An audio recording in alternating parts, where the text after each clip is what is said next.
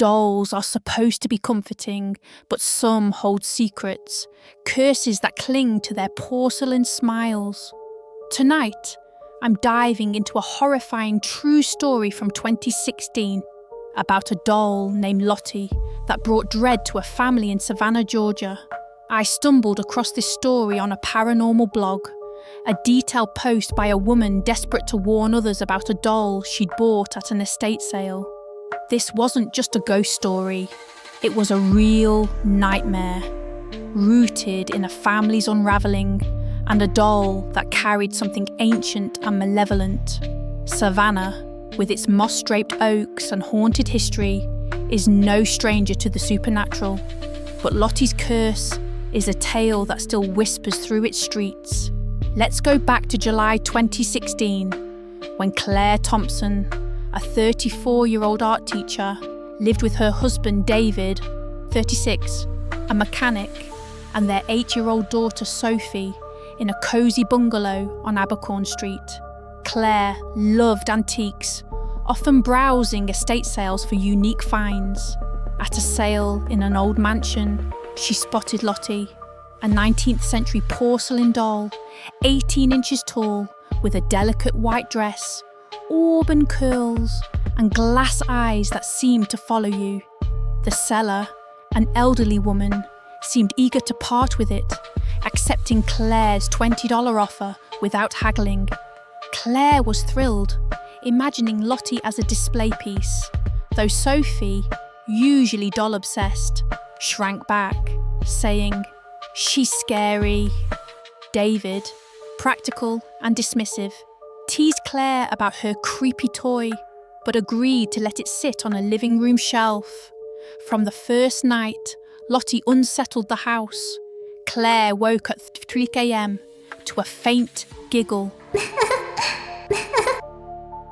High and childlike, coming from the living room. She checked, finding Lottie exactly where she'd left her, but the air was cold, the room smelling faintly of mildew, though the windows were shut.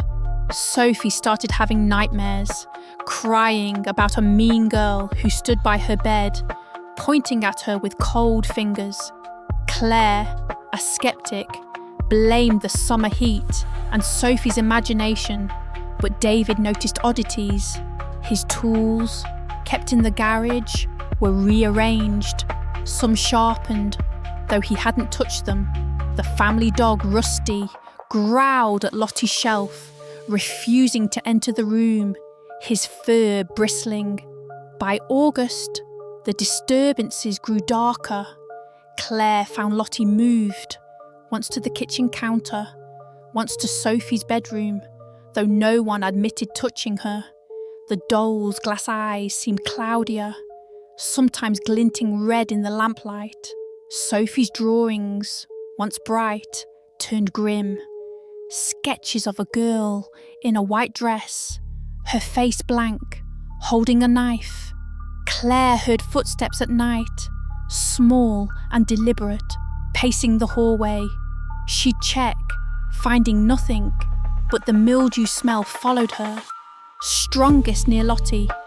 David, sleeping fitfully, woke to scratches on his arm, 3 thin lines, like fingernails, though Claire's were short. He laughed it off, but his eyes lingered on the doll, its smile seeming wider, almost mocking. Claire researched the doll, tracing the estate sale to the Grayson family, a wealthy clan who'd lived in Savannah since the 1800s.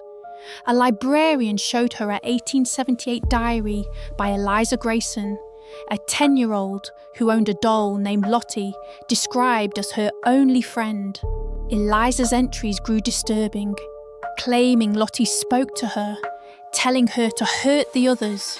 In 1879, Eliza died in a fire that gutted the mansion's nursery, her body found clutching the doll, which survived unscathed. The Graysons, rumoured to dabble in occult rituals, believed Eliza's spirit was trapped in Lottie, a curse tied to a ritual gone wrong. Claire's stomach churned. She wanted to throw Lottie out, but David, oddly protective, insisted they keep it. His voice sharp, his eyes distant. The horror intensified.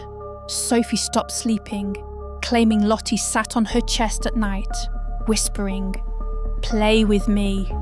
Claire found her daughter's hair tangled, as if pulled, and a burn mark on her wrist, shaped like a tiny hand. The house's lights flickered, the power cutting out at midnight, only to return with a low hum like chanting. Rusty vanished, his collar found in the backyard, smeared with a black, tar-like substance.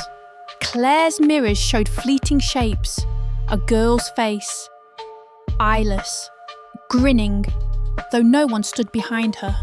David grew erratic, spending hours staring at Lottie, muttering, "She's not done." Claire called a friend, Pastor Michael, who agreed to bless the house, sensing a presence the moment he entered. On August 28th, the terror peaked. Claire was alone, David at work, Sophie at a sleepover. She decided to destroy Lottie, wrapping the doll in a blanket and heading to the garage for a hammer. As she descended the stairs, the lights died, the air turning thick, heavy with mildew. A giggle echoed, now a rasp, coming from the living room. Claire's flashlight caught Lottie, not in the blanket, but on the shelf. Her head turned, facing her. The doll's eyes glowed, a sickly red, her porcelain hands twitching, as if reaching. Claire screamed, dropping the flashlight, and ran upstairs.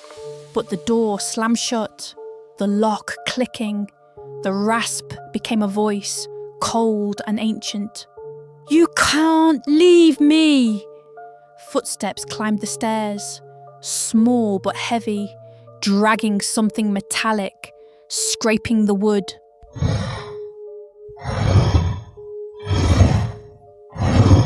Claire barricaded her bedroom, sobbing as the scraping grew louder, the door rattling. Her phone, fully charged, died, but not before a photo appeared in her gallery.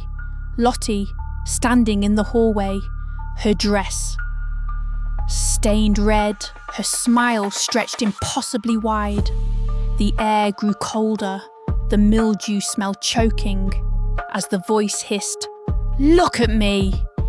Claire's mirror cracked, the glass bulging, a pale hand pressing from the other side, clawing to get out. She prayed, clutching Sophie's teddy bear, until dawn, when the noises stopped, the door unlocking. She found Lottie back on the shelf, her eyes dull, but a new scratch on the wall read, "Mine." Claire fled with Sophie, staying with her sister, refusing to return. Pastor Michael performed an exorcism, but Lottie resisted, the room shaking, his Bible pages tearing. A paranormal investigator, Rachel Voss, took the doll, sealing it in a salt-lined box, storing it in a locked vault. The Thompsons divorced. David institutionalized, claiming Lottie spoke to him. Sophie, now in therapy, draws the same eyeless girl, whispering her name, Eliza. Rachel's vault, checked monthly, shows scratches inside, though the box is sealed. The Grayson mansion, now a ruin, is avoided, its windows glowing red at night. Locals say, "I've read Claire's blog, seen Sophie's drawings, archived in a Savannah library. I spoke to a neighbour who heard Claire's screams, saw her flee. The Grayson diary is real, Eliza's words haunting, her doll a cursed relic." Lottie's photo, taken by Rachel, shows a faint figure behind her, its eyes burning. Was it Eliza, trapped by a ritual, a demon wearing her face, or something older, drawn to Savannah's haunted earth? This is the curse of the haunted doll, a warning that some toys play back. And now, the end. where the horror sinks its claws. A year later, Rachel's vault was found open. The salt scattered, Lottie gone. That night, a fire broke out at the Grayson ruins. Flames red as blood, untouched by water. In the ashes, they found Sophie's teddy bear, unburned, clutched by a porcelain hand. Its fingers cracked, still twitching. Locals swear Lottie walks Savannah's streets at midnight, her giggle echoing, her eyes searching for a new home. Claire wakes to scratches on her door. Sophie's drawings now signed. Lottie, the curse lives hunting, waiting for the next soul to claim. So, what's on your shelf? What's smiling in the dark? Hide your dolls,